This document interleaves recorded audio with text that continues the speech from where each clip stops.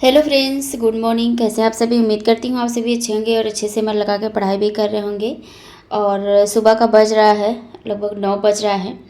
और रात को मैं लेट तक जगी थी, तो इसलिए मैं मॉर्निंग में नहीं उठी थी। और आज भी मैं 1 बजे रात तक जगी हूँ। तो आज भी मॉर्निंग में कल मैं उठूँगी नहीं, क्योंकि 8-9 बजे से ही स्टडी मैं स्टार्ट करूँगी। क्योंकि रात में जब लेट जगेंगे तो सुबह थोड़ा सा लेट उठेंगे, क्योंकि नींद हमारी पूरी होनी बहुत ज़रूरी है। क्योंकि पता नहीं क्या हो गया है। पहले मैं पूरी रात जब भी जगती थी, पूरा दिन भी जगती थी, कोई दिक्कत नहीं होता था। लेकिन जब से बाहर आई हूँ ना, ये इधर 1-2 साल से ऐसा हो गया है कि जैसे अगर मैं लेट नाइट तक जग जाती हूँ तो मॉर्निंग में मेरा नींद खुलता तो है, बट मेरी बॉडी नहीं अलाउ करती है कि मैं उठ के बैठ के पढूँ। तो इसलिए मैं सोचती हूँ कि ज़्यादा अगर हम जल्दी सोएंगे तो जल्दी उठेंगे। और मैं सोचती हूँ कि शाम के टाइम मुझे रात में नींद नहीं आती है। मैं सोचती हूँ 12-1 बजे 2 बजे तक अगर पढ़ ले रहे हैं तो अगले दिन तो सुबह 9 बजे जिस टाइम से जैसे अगर हम सोएंगे उसी के अकॉर्डिंग हम उठेंगे। तो यहाँ पे मैं पढ़ रही थी एनसीईआरटी में 2 चैप्टर आज मैंने कंप्लीट किया था। और एक चैप्टर तो कृषि का था, एग्रीकल्चर का। ये बहुत इंपॉर्टेंट टॉपिक था। इसमें कुछ चीज़ें ऐसी मिली जो मुझे होम साइंस में भी हम लोग पढ़ते हैं। और जैसे कल्याण सोना किस फसल की एक किस्म है, तो वो गेहूं की है। कम्युनिटी में मैंने डाला है तो उसको आप लोगों ने ज़्यादा से ज़्यादा उस पर टिक किया है चावल पर। लेकिन चावल वो नहीं है।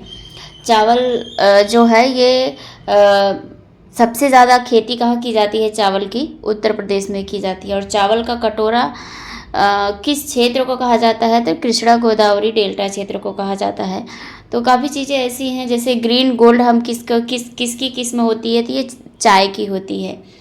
तो कुछ क्वेश्चंस ऐसे होते हैं जो हम जानते हुए भी नहीं जान पाते हैं। और इसमें मैं बता दूं तो कुछ चीज़ें ऐसी हैं जो हम लोग जानते तो हैं, बट हम ऐसे क्लियर नहीं कर सकते हैं। जैसे बोरो आप लोग बहुत सुने होंगे, अगर सीटेड दिए होंगे तो बोरो का नाम आपने सुना होगा। तो जो धान से संबंधित है, धान है। और औस जो होता है वो भी एक धान का ही किस्म होता है। तो चाय हो गया, गन्ना हो गया। तो ये सारी चीज़ें जो हैं ये मुझे बहुत अच्छी लगी। और एक और क्वेश्चन है, ललित किस फसल की उन्नत किस्म है? तो अमरूद की है। ठीक है। और काला सोना आप सभी को पता है कि हम लोग काली मिर्च को कहते हैं काला सोना, और ये बहुत फेमस भी है। और मसालों का बगीचा किसे कहा जाता है? केरल को कहा जाता है। ये टॉपिक जो है ना, ये हमारे होम साइंस से रिलेट करता है। तो मुझे लगा कि आप लोगों के साथ शेयर भी कर देना चाहिए कुछ कुछ चीज़ें। और इसका पिक लेके मैं आपके साथ ज़रूर शेयर कर दूँगी आपको, ताकि आप लोग भी इसको पूरा अच्छे से डिटेल में पढ़ पाएँ। और उसके बाद बायोलॉजी में मैं यहाँ पे पढ़ रही हूँ डिजीज़, क्योंकि हार्मोन्स का टॉपिक मेरा कंप्लीट हो चुका है। और डिजीज़ के लगभग 5 से 6 क्लासेज हैं। लगभग मैंने सारा नहीं चेक किया है, लगभग मैंने 3 क्लासेस डिजीज़ के कंप्लीट किए हैं। तो मुझे लग रहा है कि अभी और 1-2 क्लास, 3 क्लास तो और होगा ही। क्योंकि जिस प्रकार से टॉपिक पहले एक सीक्वेंस वाइज में हम लोग लिख लेते हैं, फिर उसकी एक एक करके हम लोग हेडिंग डाल के लिखते हैं। तो उस हिसाब से मैं अंदाज़ा लगा रही हूँ कि 3 क्लास मेरी इसमें कंप्लीट हो चुकी है।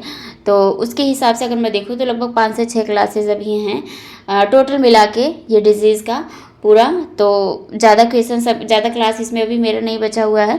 25-26 क्लास मेरा इसमें कंप्लीट हो चुका है। 33 क्लास है पूरा टोटल। तो 5-7 क्लास और बचा हुआ है। तो जो मुझे लग रहा है कि दो नहीं तो 3 दिन में आराम से मैं कंप्लीट कर पाऊँगी। बीच में मैं इधर नेट भी नहीं चल रहा था, तो जिसकी वजह से मेरा ये स्टॉप हो गया था। और एक लोगों का क्वेश्चंस था, कमेंट्स भी था कि आप लोग बीपीएससी की प्रिपरेशन ना करिए, बीपीएससी आएगा भी नहीं, और अगर आएगा भी तो डोमिसाइल लागू होकर आएगा। तो जो भी आप जिसने भी ये कमेंट किया था, आप लोग उनको जवाब दीजिए। आप लोग कमेंट करके बताइए कि अगर हम तैयारी कर रहे हैं, डोमिसाइल लागू हो या ना लागू हो, वो आयोग का मैटर है। अब अगर हम अपनी स्टडी तो नहीं स्टॉप कर सकते ना। जितना हम टेंशन लेंगे कि डोमिसाइल लागू होगा कि नहीं लागू होगा, हमारा सिलेक्शन होगा कि नहीं होगा, हम क्या करें? तो उससे अच्छा है कि हम मेहनत कर लें, पढ़ लें, वही टाइम हम अपने स्टडी में लगाएं। हो सकता है ऐसा नहीं है कि डोमिसाइल लागू हो जाएगा तो हम लोगों का सिलेक्शन नहीं होगा। जैसा जिसका नंबर रहेगा उसके हिसाब से सिलेक्शन होगा। हाँ, मानते हैं कि 10% ही अदर स्टेट को दिया जाएगा, लेकिन नंबर अच्छा रहेगा तो क्यों नहीं हमें दिया जाएगा। स्वाभाविक सी बात है, जिसका जैसा रहेगा उसके अकॉर्डिंग उसका होगा। लेकिन मुझे जहाँ तक लगता है कि अभी टीआरई 4 में डोमिसाइल लागू नहीं होगा। 50% मैं कंफर्म हूँ, बाकी अभी मैं कोई बात नहीं कर सकती हूँ। हाँ, एस्टेट के रिजल्ट को भी लेकर कमेंट्स आते हैं कि एस्टेट का रिजल्ट कब आएगा। तो एस्टेट का रिजल्ट जल्द ही आएगा, अब ज़्यादा टाइम नहीं है। या टीआरई 3 का रिजल्ट आ जाए उसके बाद एस्टेट का भी रिजल्ट आएगा। जो लोग भी परेशान हैं, जितने भी लोगों ने एस्टेट दिया था, मेरे साथ दिया था, बहुत लोग एस्टेट दिए थे, मैं भी दी थी, तो रिजल्ट हम लोगों का आ जाएगा।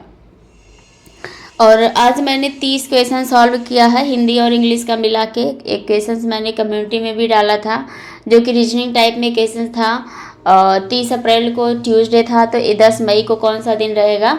तो काफ़ी लोगों ने सैटरडे लगाया है। आप सैटरडे किस बेस पे लगाए हैं आप ज़रूर बताइएगा हमें, क्योंकि उसका राइट आंसर कुछ और होगा, ठीक है।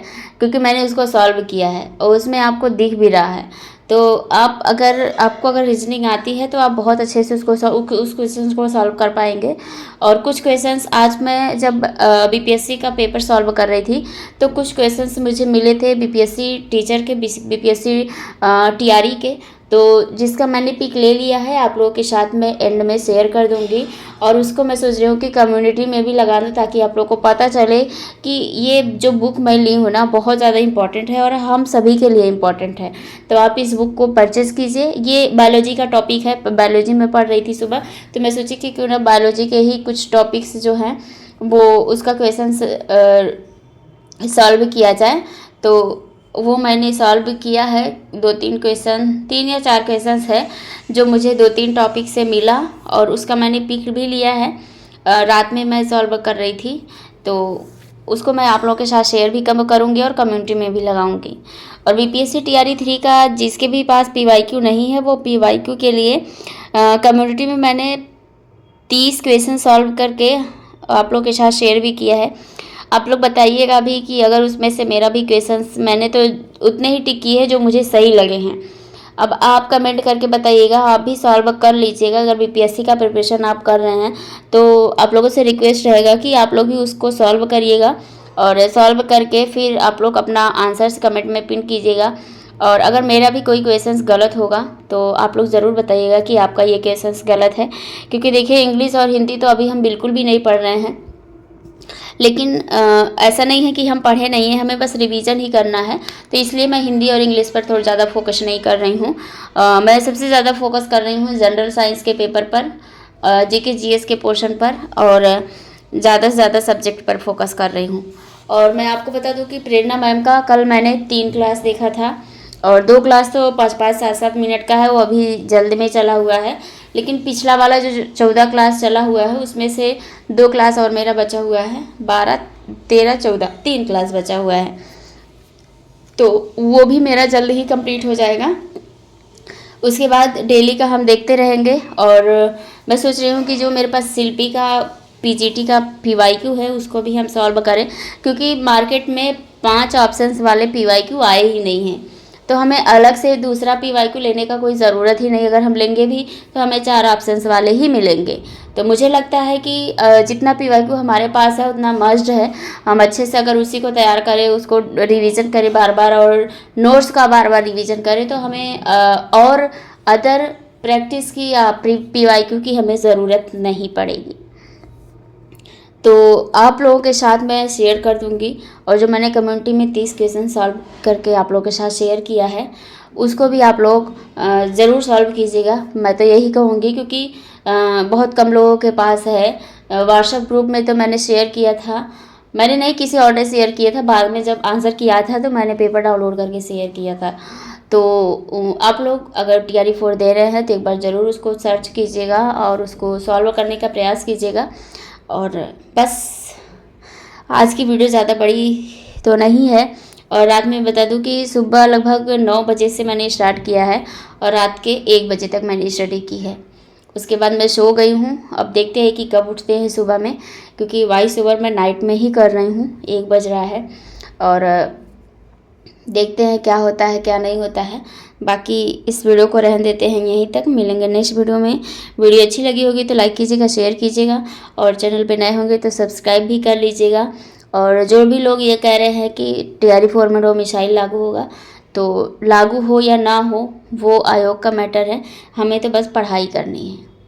और UP TGT PGT का अभी कोई नोटिफिकेशन नहीं है, कोई भी एग्ज़ाम के लेकर कोई अपडेट नहीं है। तो आप लोग अगर किसी एग्ज़ाम का प्रिपरेशन कर रहे हैं तो आप उसको करते रहिए। जो एग्ज़ाम सामने है, जो आने वाला है, उसके बारे में सोचिए, ठीक है।